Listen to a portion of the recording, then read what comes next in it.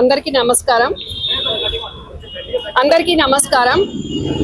ఈరోజు ఈడీ గారి దగ్గరికి వచ్చి గత ప్రభుత్వంలో రాజ్యసభ సభ్యుడైన మాజీ ఎంపీ జోగినిపల్లి సంతోష్ వాళ్ళ టీం లిక్కర్ స్కామ్లో ఉన్న Vennamaneni Srinivas and quarry mining Pradeep Reddy వీళ్ళంతా కూడా ఒక ముఠాగా ఉండి ఇప్పుడు ఇక్కడ ఉన్న ముగ్గురు ఆడవాళ్ళం కాకుండా చాలా మందిని ఇబ్బందులు పెడితే వాటినన్నిటిని కూడా వాళ్ళు మాకు చేసే ఇబ్బందులన్నీ కూడా ఎవిడెన్సెస్తో సహా ఈరోజు జాయింట్ డైరెక్టర్ గారికి మేము ఎవిడెన్స్లన్నీ చూపించడం జరిగింది. వారన్నీ కూడా చాలా వాటి మీద చాలా మంచిగా స్పందించారు. ఇమీడియట్గా యాక్షన్ కూడా తీసుకుంటామని అన్నారు. అన్ని ఎవిడెన్సెస్ ఇచ్చాము, అన్నీ కూడా అక్నాలెడ్జ్మెంట్ కూడా ఇచ్చారు.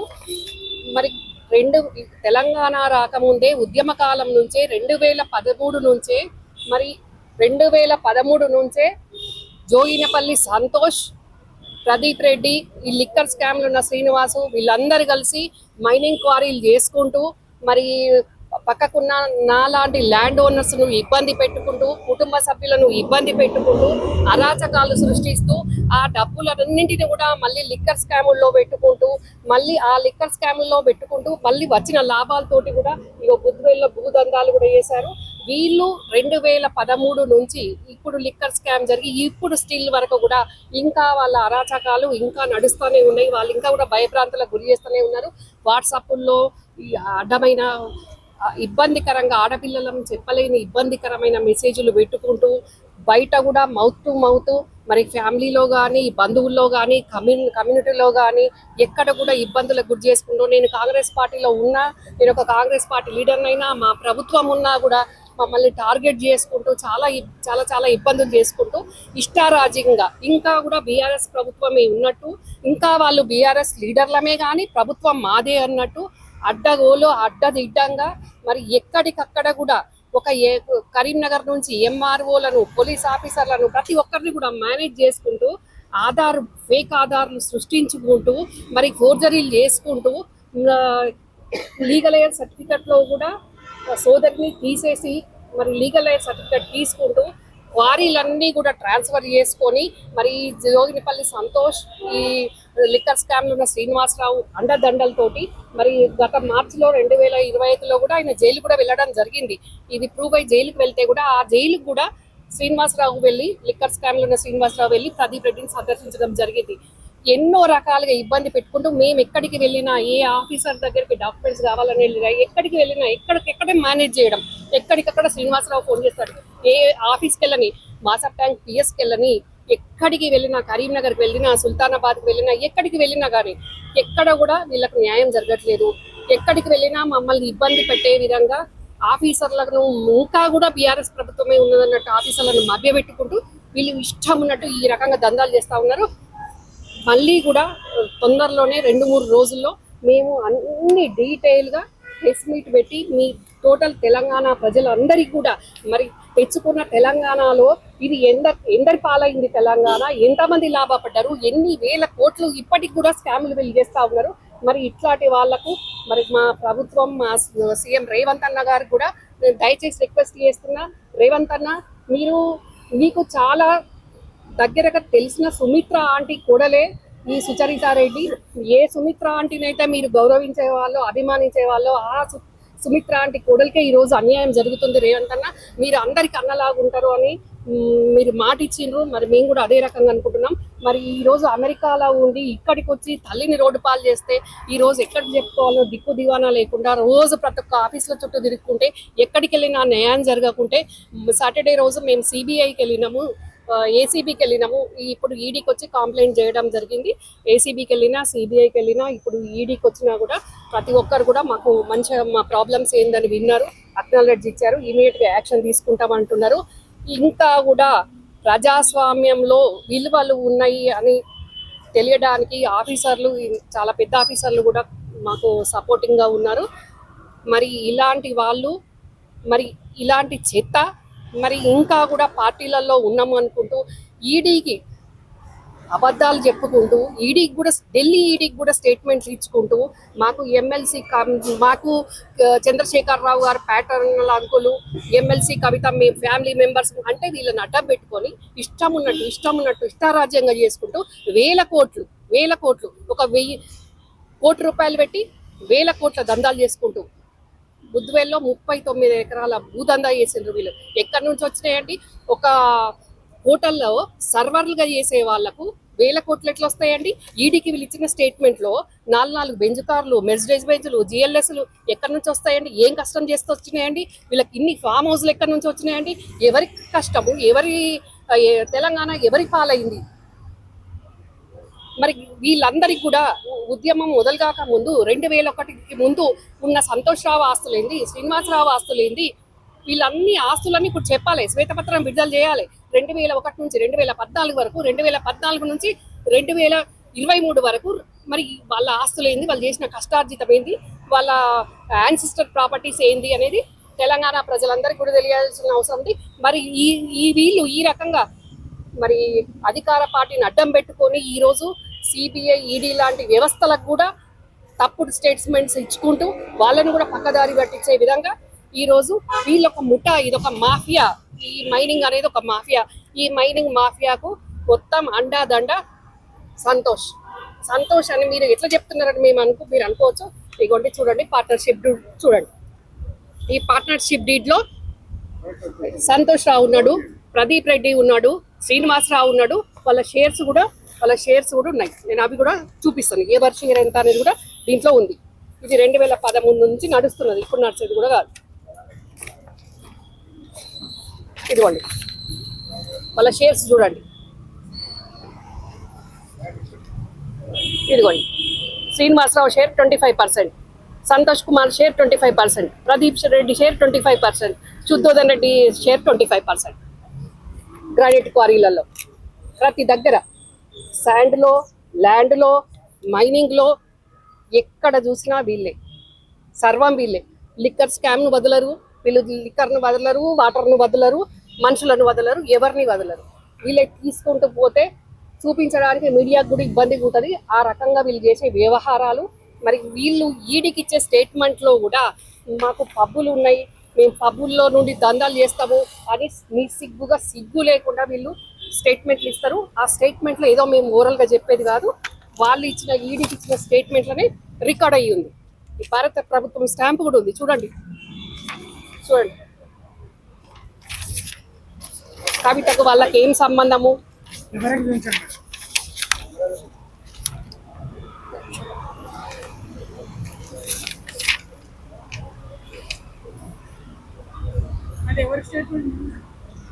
లిక్కర్ స్కామ్ లో ఉన్న శ్రీనివాసరావు స్టేట్మెంట్, ఢిల్లీలో ఈడీకి ఇచ్చిన స్టేట్మెంట్ ఇది. ప్రదీప్ రెడ్డికి ఆయనకేం సంబంధం ఉంది, సంతోష్ కుమార్కి ఆయనకేం సంబంధం ఉంది, కవితకు ఆయనకేం సంబంధం ఉంది అనేది ఇలా చంద్రశేఖరరావు ఆయనకి ఏ రకంగా సంబంధం ఉంది, పార్టీకి ఆయనకి ఏ రకంగా సంబంధం ఉంది అనేది మొత్తం ఆయన ఇచ్చిన స్టేట్మెంట్ ఇది. ఇదేదో మీరు రాసుకొచ్చింది కాదు. శ్రీనివాసరావు ఆయన సొంతంగా ఆయన నాలిక, ఆయన నోరుతోటి ఢిల్లీలో చెప్పిన స్టేట్మెంటు. ఇక భారత ప్రభుత్వ ముద్రతోటి ఉన్న స్టేట్మెంట్ ఇది మేము రాసుకొచ్చిన కంప్లైంట్ కాదు. ఇప్పుడు ఇదే కంప్లైంట్, ఇదే స్టేట్మెంట్ మాకున్న రిలేటెడ్ ప్రాబ్లమ్స్ అన్ని ఇప్పుడు జాయింట్ డైరెక్టర్ గారు చూపిస్తే ఆయన కూడా అక్నాలెడ్జ్మెంట్ కాపీ ఇవ్వమని తీసుకొని ఇచ్చారు. ఏ సందర్భం ఏంటండి? వీళ్ళు మమ్మల్ని చాలా ఇబ్బందులు గురి చేస్తున్నారు. లిక్కర్ స్కామ్ లో ఉన్న వాళ్ళందరినీ కూడా స్టేట్మెంట్స్ తీసుకున్నారు కదా. కవితతో పాటు అందులో ఉన్న అందరినీ కూడా, మనీష్ సిసోడియా అందులో ఉన్న టీం అంతా ఉన్నారు కదండి, వాళ్ళందరూ స్టేట్మెంట్ తీసుకున్నప్పుడు ఈయన శ్రీనివాసరావు ఇచ్చిన స్టేట్మెంట్ ఇది. ఆ శ్రీనివాసరావు ఇచ్చిన స్టేట్మెంట్లు ఏముందంటే, కవితకు ఆయనకున్న రిలేషన్ ఏంటి అంటే బంధుత్వం ఏంటి, సంతోష్ కుమార్కు ఆయనకున్న డీలింగ్స్ ఏంటి, వీళ్ళ బ్రదర్ ప్రదీప్ రెడ్డికి ఆయనకున్న బిజినెస్ డీల్ ఏంటి అనేది. అంటే ఇప్పుడు నేను చూపించిన పార్ట్నర్షిప్ డీడ్స్కు ఈయన చెప్పిన స్టేట్మెంట్కు మమ్మల్ని పెట్టిన ఇవ్వండి ఈ ఛార్జ్ షీట్లు, ఎఫ్ఐఆర్లు, వీటన్నిటికి ఇప్పుడు అడిగి కూడా ఛార్జ్ షీట్ ఏది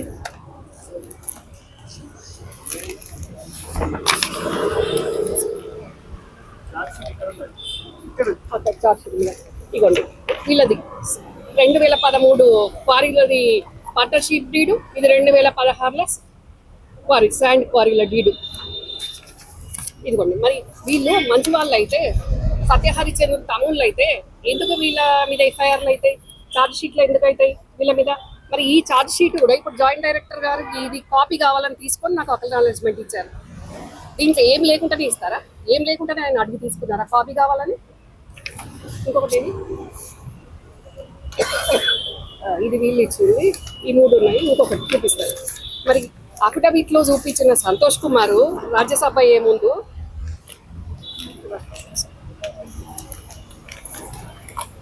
ల్యాండ్ దేవి వస్తాం ఒక్క నిమిషం. ఇంకోటి మొన్న కవిత చెప్పింది సిరిసిల్ల నేరెళ్ల బాధితుల గురించి, మిడ్ మానేర్ గురించి, మరి కేటీఆర్ కాన్స్టిట్యున్సీలో కేటీఆర్కి తెలియకుండా సంతోష్ చేసిన అరాచకం ఏంది అని చెప్పింది. అప్పుడు చెప్పకుండా, గత ప్రభుత్వంలో చెప్పకుండా లేటుగా జ్ఞానోదయం అయినట్టుంది మొన్న చెప్పింది. కానీ నేను ఎప్పటి నుంచో చెప్తానే ఉన్నా. మరి ఇగో మీరే చూడండి, జోగినిపల్లి సంతోష్ బీసీ. ఎప్పుడు బీసీ అయిందండి జోగినిపల్లి సంతోష్? బీసీ. ఈయనకు బిలో పావర్టీ కింద 200 గజాల జాగను కూడా మిడ్ మానేర్ ప్రాజెక్ట్ మూపులో పోతే ఎన్ని ప్లాట్లు ఇస్తారండి? ఒకరికి, ఒక వ్యక్తికి ఒకటి ఇస్తారు. కానీ ఎన్ని ప్లాట్లు తీసుకున్నాడో నేను మీకు చూపిస్తాను. వీళ్ళ నాన్న ఓసీ, ఈయన బీసీ. మరి నాన్న ఓసీ ఏందో, కొడుకు బీసీ ఏందో ఇవన్నీ మేము చెప్పడం కాదు, ఇందులో నేను మీకు ప్రూఫ్ చూపిస్తాను. ఇదిగోండి, జోగినిపల్లి రవీందర్ రావు ఓసీ, జోగినిపల్లి శశికళ, వాళ్ళ చెల్లె జోగినిపల్లి సౌమ్య ఓసీ, వాళ్ళ బాబాయ్ గండ్రరమణారావు ఓసీ. మళ్ళీ ఇదే సంతోష్కు ఇంకొకటి కూడా ఉంటుంది. ఎన్ని తీసుకుంటాడు? ఇదిగోండి, జోగినిపల్లి సంతోష్ రవీందర్ రావు బీపీఎల్, బిలో పావర్టీ కింద. అంటే ఏ రకంగా వీళ్ళు, ఏ రకంగా బీఆర్ఎస్ ప్రభుత్వాన్ని అడ్డం పెట్టుకొని చిన్న గుండు పిన్ను నుంచి గుట్టల వరకు కూడా ఏ రకంగా దోసుకున్నారు అనడానికి ఇవన్నీ సాక్ష్యాలు. ఇదిగోండి, వాళ్ళ నాన్నది ఇంకొకటి జోగినిపల్లి రవీందర్. అంటే జోగినిపల్లి రవీందర్ రావు 2 ప్లాట్లు తీసుకుంటాడు, జోగినిపల్లి సంతోష్ 2 ప్లాట్లు తీసుకుంటాడు, సంతోష్ వాళ్ళ చెల్లె తీసుకుంటుంది. చెల్లెకి ఏం సంబంధం ఉంటుందండి? పెళ్ళి అయిపోయినాక ఊర్లో ముంపు గ్రామంలో ఆమె తీసుకుంటుంది. వాళ్ళ బాబాయ్ ఆ ఊరు కానే కాదు, అయినా ఆయన తీసుకుంటాడు. అంటే ఏ రకంగా ఎక్కడికక్కడ అడ్డదిడ్డంగా దోచుకొని మరి ఈరోజు పట్టా ల్యాండ్స్ ఉన్న చిన్న మమ్మల్ని ఈరోజు ఈ మైనింగ్ పేరు మీద వీళ్ళంతా ఒక మాఫియాగా ఏర్పడి మమ్మల్ని ఇబ్బంది పెట్టడం ఇది ఎంతవరకు న్యాయం?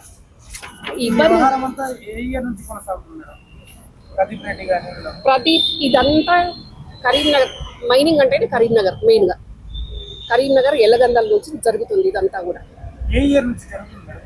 2015 అండి. నేను హ్యూమన్ రైట్స్ కూడా వెళ్ళాను కదా, నేను హ్యూమన్ రైట్స్ కూడా వెళ్ళాను. చేశానండి, ఇదండి హ్యూమన్ రైట్స్కి వెళ్ళాను, ఫిర్యాదు చేసిన. ఇగోండి నేను ధర్నా కూడా చేసిన అక్కడ కూర్చొని కింద గుట్టల దగ్గర 2015లో ధర్నా కూడా చేసిన, హ్యూమన్ రైట్స్ కూడా వెళ్ళిన. ఎన్ని చేయాలో అన్ని చేసినాం. మైనింగ్ వాళ్ళకి కంప్లైంట్ చేసినాం.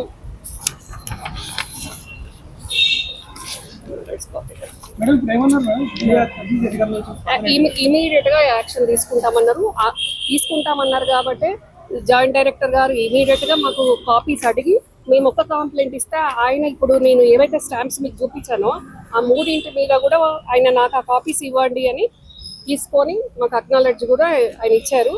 ఇదిగోండి, ఇది సంతోష్ అఫిడవిట్. ఇది కూడా మళ్ళీ దీంట్లో ఏముంది, దీంట్లో లేనిది ఇక్కడ ఏముంది అనేది మొత్తం డాటా నా దగ్గర ఉంది. అదంతా కూడా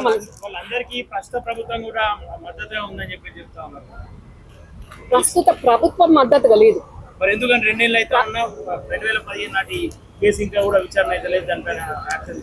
డెఫినెట్ గా అవుతుంది. కాకపోతే వాళ్ళు కొంచెం కింది స్థాయి వాళ్ళను, జిల్లా స్థాయి వాళ్ళను మేనేజ్ చేసుకుంటూ, ఇప్పుడు క్వారీస్ మైనింగ్ అంతా నడిచేది కరీంనగర్ జిల్లాలో కాబట్టి అక్కడ మేనేజ్ చేసుకుంటూ, అక్కడ మేనేజ్ చేసిన దాంట్లో కూడా ప్రదీప్ రెడ్డి జైలుకి వెళ్ళాడు. ఎంఆర్ఓను మేనేజ్ చేసి లీగల్ ఎయిడ్ సర్టిఫికెట్గా ఫేక్ దాంట్లో సిస్టర్ను తీసేసి మళ్ళీ ఫేక్ ఆధార్లు 3 సృష్టించి ఆయనది కానీ వాళ్ళ అమ్మది కానీ వాళ్ళ నాన్నది కానీ అన్ని ఫోర్జరీస్ చేసేసి ఎక్కడికక్కడ అన్ని ప్రూఫ్స్ తోటి మేము చూపించాం కదా. చూపిస్తేనే జైలుకి వెళ్ళాడు కదా అతను. జైలుకి వెళ్ళి బెయిల్ మీద వస్తారు. ఇప్పుడు నేను కూడా ఆయన మీద ఎఫ్ఐఆర్ చేసిన, ఛార్జ్ షీట్ చేసిన, బెయిల్ తెచ్చుకుంటున్నారు కదా, న్యాయస్థానాలు వాళ్ళకు ఉన్నాయి కదా బెయిల్స్ తెచ్చుకోవడానికి. వీళ్ళు ఇట్లాగే మాట్లాడుకుంటారని వాళ్ళు అనుకుంటారు కదా. ఇప్పుడు అదే కొనసాగే అవకాశం అస్సలు లేదు అవకాశం. అట్లా అవకాశం ఉండుంటే ఒకవేళ అట్లా అవకాశం ఉంటే మళ్ళీ ధర్నా కూర్చుంటారా ప్రభుత్వం పైన? అట్లా అవకాశం ఉండుంటే మరి ఇంకా ఇప్పుడు జాయింట్ డైరెక్టర్ గారు మరి ఎందుకు కాపీ జాయింట్ డైరెక్టర్ గారు ఎందుకు కాపీ తీసుకొని అక్నాలజీ ఇచ్చారు నాకు చెప్పండి. మనీ లాండరింగ్ డెఫినెట్ గా జరిగింది కాబట్టి ఇప్పుడు నేను జస్ట్ ఒక కంప్లైంట్ ఇస్తే సార్ 3 కాపీస్ నాకు ఇవి కావాలి అని 3 కాపీస్ మా దగ్గర లేకుంటే మేము ఒకటే కాపీ తోటి వస్తే కూడా సార్ ఇమీడియట్ గా వాళ్ళ ఆఫీస్ లో ప్రింట్ తీసుకొని వీటి మీద కూడా ఇప్పుడు అక్నాలెడ్జ్ మీకైతే కనిపిస్తుంది కదండి, మేము కొట్టుకుంది కాదు కదా, ఇమీడియట్ గా చూసే కదా అన్ని రిలేటెడ్ ఉంటాయి కదా.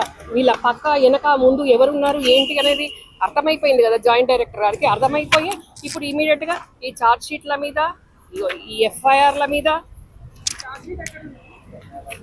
ఛార్జ్ షీట్ కరీంనగర్ది కరీంనగర్ బిఎస్ ఛార్జ్ షీట్ అంటే వీళ్ళ మీద ఛార్జ్ షీట్లు ఎఫ్ఐఆర్లు అయినా కానీ వీళ్ళు కోర్టులకు వెళ్ళి బెయిల్ తెచ్చుకుంటూ ఈ రకంగా చేస్తుంటే ఇప్పుడు ఈడీ ఇమీడియట్ గా రెస్పాండ్ అయింది కదా. మొన్నటి వరకు మాకు వెనకాల కవిత ఉంది, మాకు సంతోష్ ఉంది, గవర్నమెంట్ బాది, మేము ఇక్కడ సీసీ కెమెరాలు పెట్టాం, ఎవరు వచ్చినా కిరోసిన్ పోసి చంపేస్తాము అని ఆల్రెడీ అక్కడ కొందరి భయభ్రాంతులకు కూడా గురి చేసి అక్కడ ఎక్కడైతే క్వారీస్ ఉంటాయో అక్కడ సీసీ కెమెరాలు పెట్టి ప్రగతి భవన్లో కనిపిస్తాయి అని భయభ్రాంతులకు గురి చేయడం. వీళ్ళు మా లాంటి ల్యాండ్ ఓనర్స్ ఉంటే వాళ్ళు గవర్నమెంట్ గుట్టలను తీసుకొని మా ల్యాండ్లలో పోసుకుంటూ మమ్మల్ని ఇబ్బంది పెట్టుకుంటూ ప్రభుత్వానికి రాయల్టీలు ఎగ్గొట్టుకుంటూ వేల కోట్లు సంపాదించుకుంటూ మళ్ళీ అవి తెచ్చి ల్యాండ్లలో పెట్టుకుంటూ మళ్ళీ ఆఫీసర్స్ను మేనేజ్ చేసుకుంటూ గత ప్రభుత్వంలో ఇష్టారాజ్యంగా చేసింది ఇది. మరి ఎక్కడికి వెళ్ళి వస్తాయండి 39 ఎకరాల ఈ భూదందా ఎట్లా నడిచిందండి?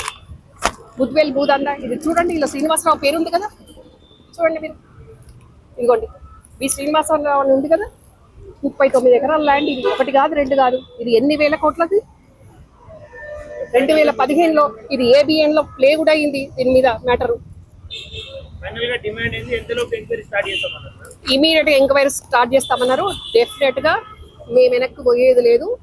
జాయింట్ డైరెక్టర్ గారు కూడా మాకు ఇమీడియట్ గా న్యాయం చేస్తామని చెప్పారు. న్యాయం చేస్తారు అని అనడానికి మాకు నమ్మకం రావడానికి ఇమీడియట్ గా కాపీస్ అన్ని అడిగి తీసుకొని అన్ని కూడా విని ఆయన అన్ని కూడా మా ప్రాబ్లమ్స్ ఏంటి అని ఆయన అన్ని అడిగి తెలుసుకున్నారు. మేము ఓరల్ గా చెప్పేది కాకుండా అన్ని కూడా క్షుణ్ణంగా వారు ప్రతిదీ సెంటెన్స్ వారు చదివారు. చదివి ఇమీడియట్ గా యాక్షన్కి వెళ్తామని కూడా చెప్పారు. నెక్స్ట్ మేము డీజీపీ గారు కూడా కంప్లైంట్ ఇస్తాము. ఏసీబీకి ఇచ్చాం, సిబిఐకి ఇచ్చాం, ఈడీకి ఇచ్చాం, డీజీపీ గారికి ఇస్తాం. ఇచ్చి సంతోష్ అండ్ టీమ్ ఎవరిని కూడా తెలంగాణ ప్రజల రక్త మాంసాలను మాలాంటి ఆడబిడ్డల ఉసురు పోసుకున్న వాళ్ళను వదిలిపెట్టే సమస్య లేదు. గత ప్రభుత్వంలో చేసినట్టు ఈ ప్రభుత్వంలో కూడా చేస్తాము అంటే దేనికైనా రెడీ, వెనకకు పోయేది లేదు, వదిలిపెట్టేలేదు. వాళ్ళని అదే గుట్టల్లో పాత రేసి కూడా మీరు రెడీగా ఉంది.